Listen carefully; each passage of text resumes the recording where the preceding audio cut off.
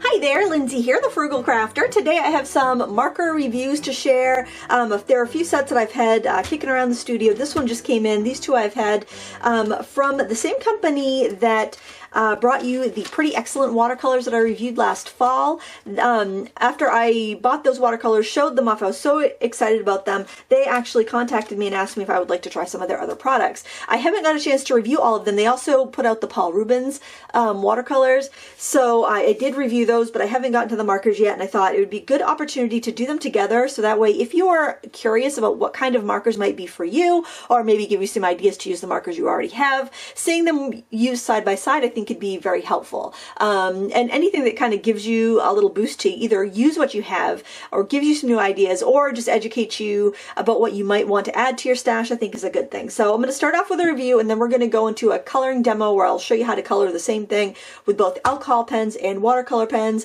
I'll do a timer. I'll run a timer as I'm doing it so you can see how long it takes for either type, and hopefully, and I'll talk about the materials you want to use for paper and inks for either type, so hopefully that will help you decide what might be best for you, and or give you some new ideas for what you already have. So first I wanted to show you the markers. They are different bodies, different barrels.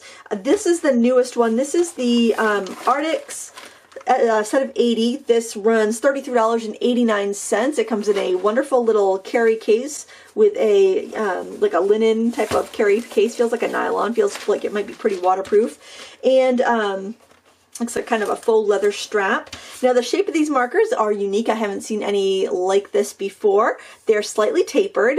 You have a big square color chip at the end where you have the chisel nib.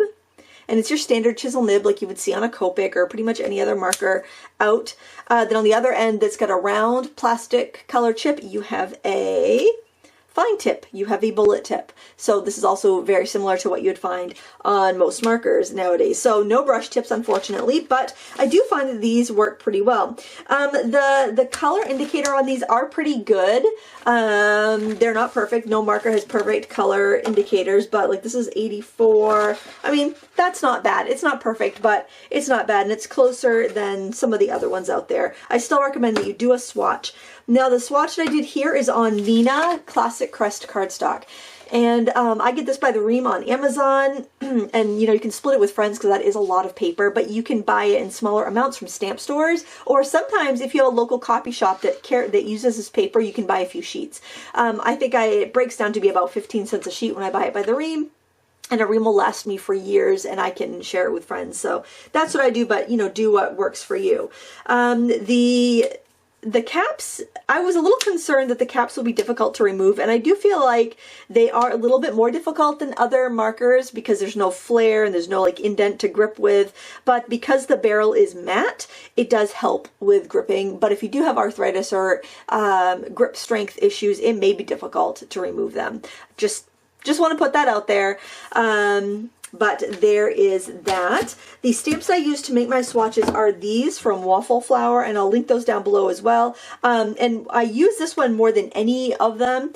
They have several different sets, but I use this one the most because I like that they have these little marks. You can see here on the ones that I didn't need to use. So what I do is I color the whole thing with one layer, and then I'll do 2 layers in the middle and 3 layers on the top. Of course, doing these in one setting, they do kind of blend together. You don't get the individual gradients so much, but if I waited it like an hour or so between, I could get 3 distinct lines. Like here, this morning I went in, and I did another layer here, and I could see it really well because my ink had dried.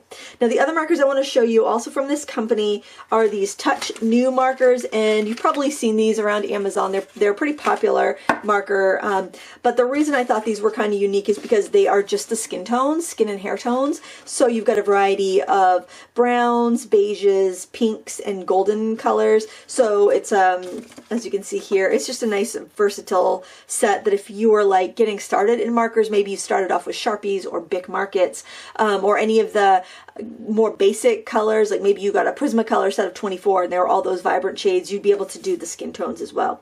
That said, the color scheme that, or the color numbering system that this set, the Touch New use and the Arrtx use, they are a very familiar color scheme that if you've got any of the like the Ohuhu markers, any of those kind of made in China, less expensive markers, a lot of them use, even like the Concept from Jerry's Artorama, I think, they all use the same numbering system, which doesn't seem to make much sense in the scheme of, like, Copics has a very specific coloring scheme. Spectrum Noir has a coloring scheme that makes it a little bit more intuitive for picking colors to blend. This just is kind of like, I think, the dye ink colors. So like if I look at these Touch New markers and if I happen to have the same color in a Touch New marker as the Arrtx, it's going to be the same. So like 135 right there. I've got 135 right here, so you can see they're the same color. So there will be some duplicates, and there may be some duplicates if you have the Ohuhu markers or some of the other markers. Like I've got 140 there, I've got 140 there, it's the same color. So they do run on that the same color scheme as some markers you might have in your stash already. So I just wanted to put that out there so you don't end up buying a repetitive product if you already have like a set of 80 Ohuhu or a set of 80.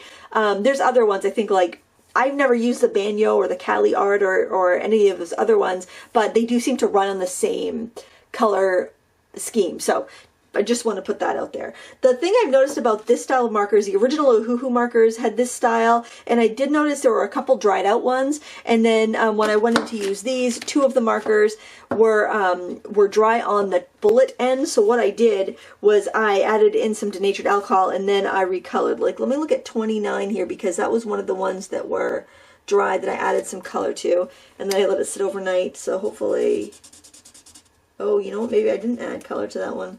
See, this one is, the bullet end is dry. So let me show you what I do in that instance. I would pull out the nib. Now obviously nobody wants to have to do this on a new marker, so that's kind of a bummer. But I noticed with the markers with this shaped barrel, I've had that issue, not like widespread, but there'd be a marker or two that would have that issue, and usually the company will go good for it. So I would just put in a few drops on the chisel end and then let it sit for an hour or two, and then it would be all set. Just cap it up and let it sit. Actually, this end already is looking juicy. I'm just going to blot it.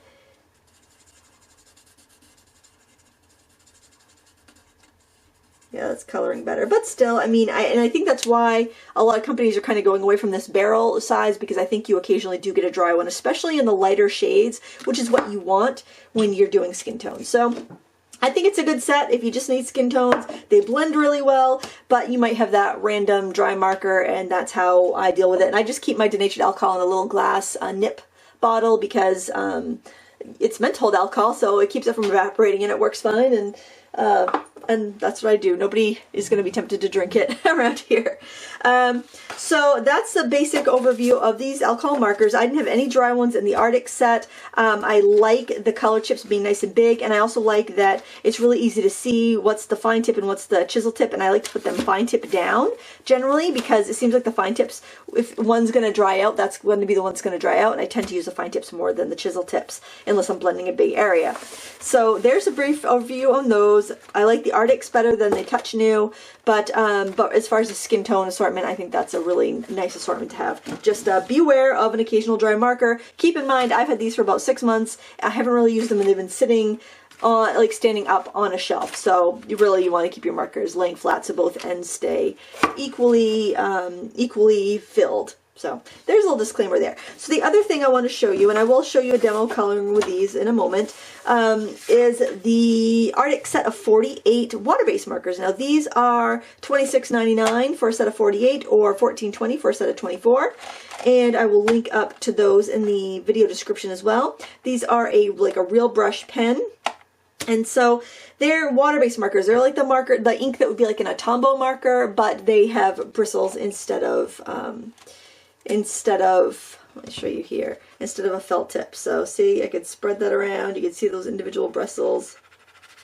I can color it, and then I can take a water brush or a wet brush, and I can spread that out. They're a little easier to blend because all you got to do is have a wet brush. You can go back in to an area that is wet with the brush without it messing up your marker or making it like white and pale. For instance, if I tried that with a felt tip marker, this would be the other type of popular marker, would be the felt tip markers. I can certainly color it in and blend it out like I would.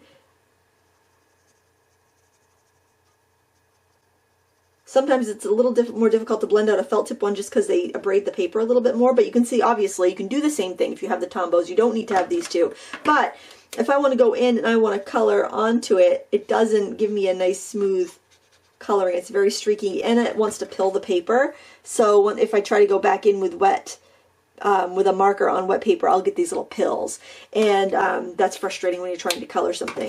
Because the brush tips are much more gentle, I can go right into a wet area and it doesn't pill the paper. It blends softly, and that's an advantage to this. The advantage to a felt tip marker is that you can like color on a stamp and then you can stamp the stamp down and it acts more like an ink pad, where if you do it with the I could probably show you actually. Let me show you that.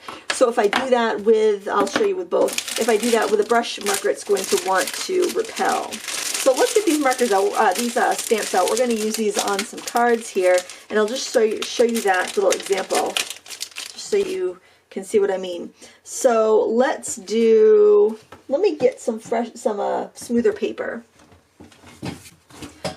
This is a piece of Arrtx watercolor paper. One side is textured and the other side is smooth, and I'm going to use the smooth side, which is the back side, which I like better for using water-based markers. And I'm going to just stick the stamp on this block here. And the first one I am going to just color up with a felt tip water-based marker. This is probably similar to what you already have. You might have the brush tip ones too. These have been around in the stamping world for a long time. Tombow, Memento makes them, Hoo makes them now. They tend to be less money than the brush tip, the real brush tip markers, because I think they're a little bit less expensive to make. But the ink is essentially the same. The big advantage is being able to use them like a stamp pad. Okay, so after you color your image,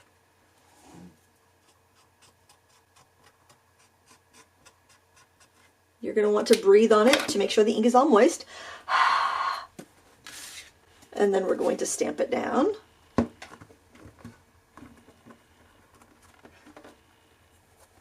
Actually, that doesn't look all that hot. Let's try that with the real brush marker. Maybe it's not going to be a difference.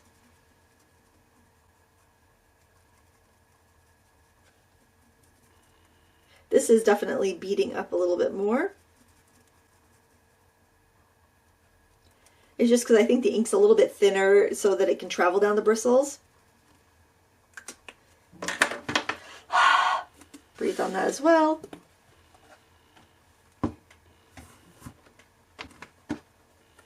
Yeah, you can see you do get a much better impression using a felt tip marker than using the brush marker in this case. So, you know, that's the place where the felt tip ones excel, in the fact that they've got a finer nib if you want to like do any journaling, like maybe use scrapbook.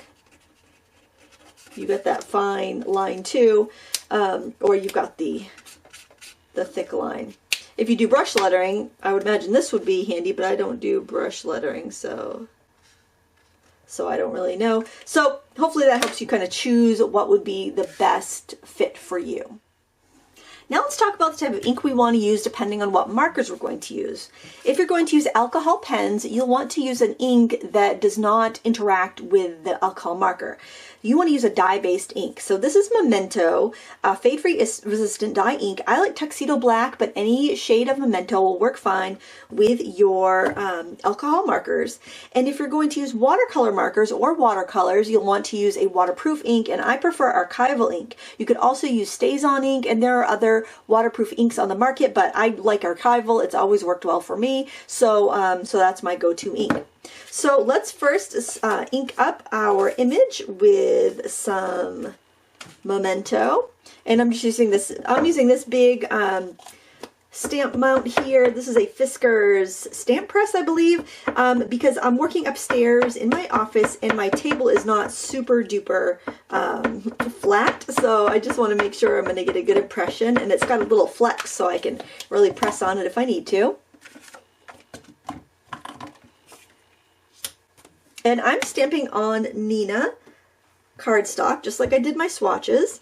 And I like that because it allows my ink to my alcohol pen ink to puddle a little bit. So it gives me a little bit of extra time to blend. It keeps my ink wet longer. You can also use marker paper. Marker paper has a little bit of a gloss to it that can, that'll also keep the ink from sinking through. The ink will sink through on my my paper, so I'll put a little thing on the back to keep it from sopping through. Now I did have a little, looks like a little cat hair or something on my, yeah, or a brush bristle or something on my stamp, but that'll be good enough to do our coloring. And then we'll get our other one ready. I'm just going to kind of clean off that ink. We'll ink up with Archival ink. Archival ink is an oil-based ink. There's also an ink called Stays On that I mentioned. I personally don't care for that ink. I find it dries too quick for me, and I always get kind of a patchy impression, but if you have good luck with that, you can go ahead and use that. Just something that's not going to react with the water. Okay, you can see how dark that is. It also gives me a really nice dark impression. And I want to make sure I'm stamping this so I have the smooth side up. So I recommend a watercolor paper that's hot press, which means it's smooth, or a Bristol board that's smooth. Anything like that that doesn't let your watercolor ink feather. Okay, I've got a pretty decent impression there. And this stamp is by Stampendous. I'll show you the stamp set. It's the same one that the little one that we just did with the brush markers came in. So the more time-consuming way of coloring would be with the alcohol pens, but I will set a timer just so we can see how long each takes. I want to do kind of a rainbow ombre type of design here, so I pulled some colors that I think I can blend all right, and I've got my stopwatch here, and I'm hoping that I can do a nice gradient, and let's just start and see how we're going. I'm going to start with number 13. Which is a really bright color called Scarlet, and I am going to add it to the top wing. I'm going to do one side at a time because I'm afraid that if I don't, red is a difficult color to blend, so I don't want to get going with that and then, you know, have to go back and forth. Now I'm going in with a lighter color. This is Vermilion. I find that as long as I use the right paper and I keep that wet edge, meaning that like I'm always kind of overlapping what I've previously done, I get a really nice blend. So now I'm going in with Coral Pink. These are pretty colors. And I'm starting with red, and knowing that's going to be my hardest color to blend. I figured this way, if I mess up, I'm going to mess up right off the bat, and I can just start again.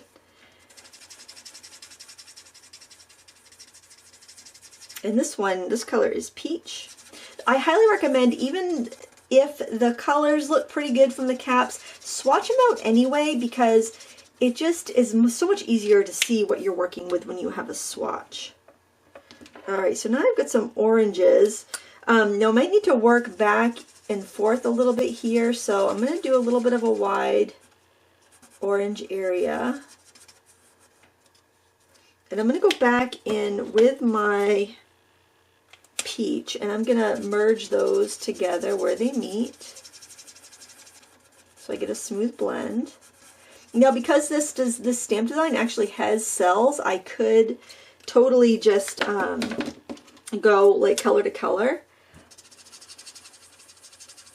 Going in with, this is orange, well, that's blending in really nice. Trying to make sure I have enough room to do all my colors. I hope I don't run out. Go in with this yellow. See how I'm working in little circles and I'm just kind of overlapping what I did previously? That is giving me that nice ombre blend. I like it if I don't have to go like back too far into colors to blend. So, but sometimes you do, especially if you're going from a lighter value to a darker value, you might have to pop back and blend them together a little bit. I would definitely bring each of those colors, like have them stop at a cell if you can. Now see, this is a really light color, and I'll be going into a darker color. So I might need to go back in. I might not, though. I might want to go back in and blend into that green again, with that lighter green. Remind me to write these down before I pick everything up so I can put the colors in the description so you can have that. Alright, oh gosh, I love these colors. Okay, I'm going to go a little bit into the next segment. And then I've got this color here.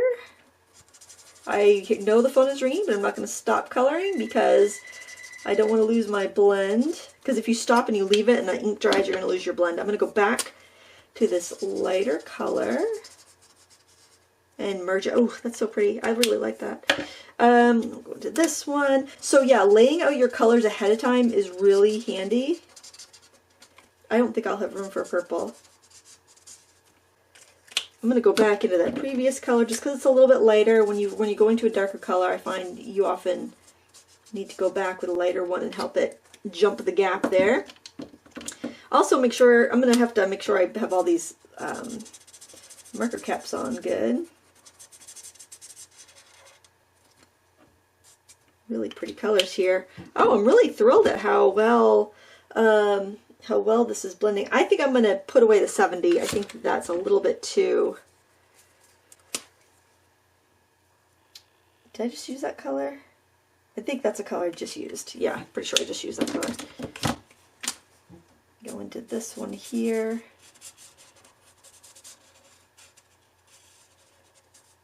And I think I might need to blend it because the other color before that was lighter. Gosh, that's pretty. I'm going to really have fun making a card with this too. Okay, and then my final color will be this lilac color.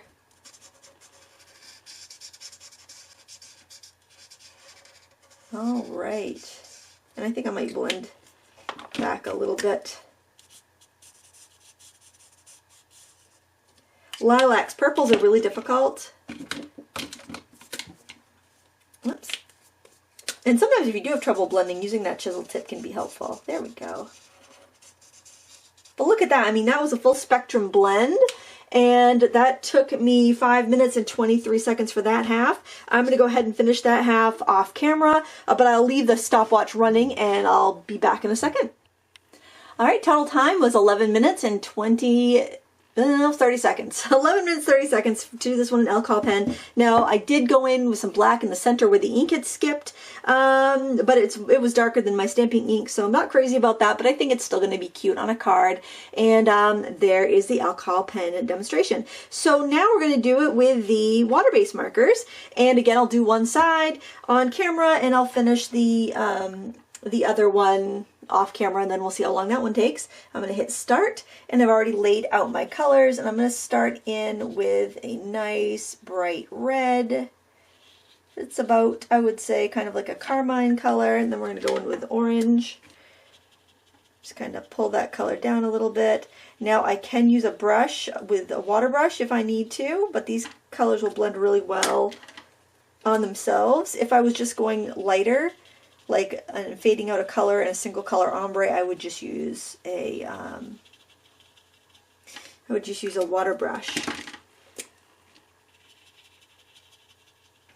Now, if you're doing this with a felt tip marker, I would recommend you scribble the ink off on a on like a plate, and then pick up the color with the with your lighter color marker or with a brush, just because it's going to be more difficult to blend. If I went on like the damp paper with a felt tip marker, it would want to pill the paper. So it's just because the ink is the same, it's just that the colors are a little bit more gentle. Now I'm going to go back in with a lighter one there, because just like with the alcohol pens, anytime I go from a lighter color to a darker color, I want to go back in with that lighter color and blend it back.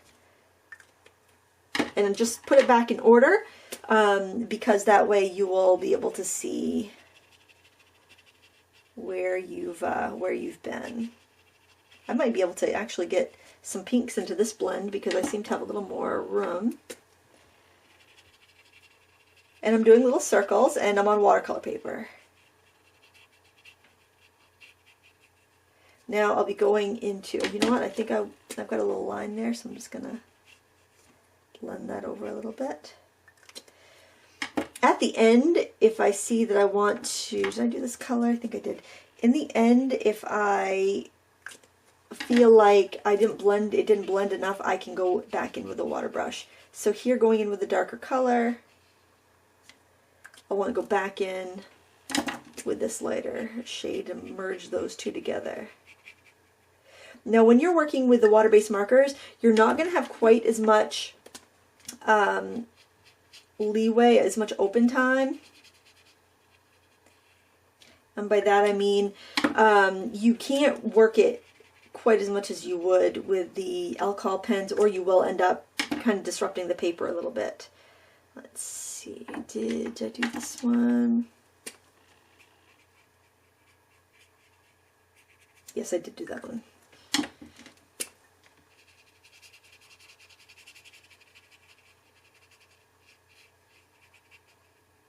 Let's see, do I want to add in another color? Maybe I will. Maybe I'll add in, I'm looking at my swatch so that I get a good color. That's the one I just had. Maybe I'll go in with either 20 or 7. Or 421. 421 might be a bit of a jump. Let's try 7.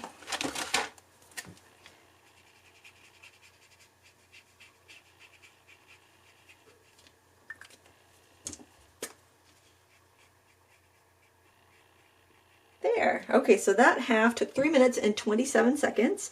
And I will, so let's pause that.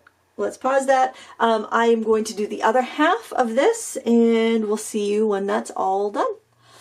Okay, this is the water-based one. This took me 6 minutes and 50 seconds, so quite a bit shorter than the alcohol pen one that took me 11 minutes and 30 seconds.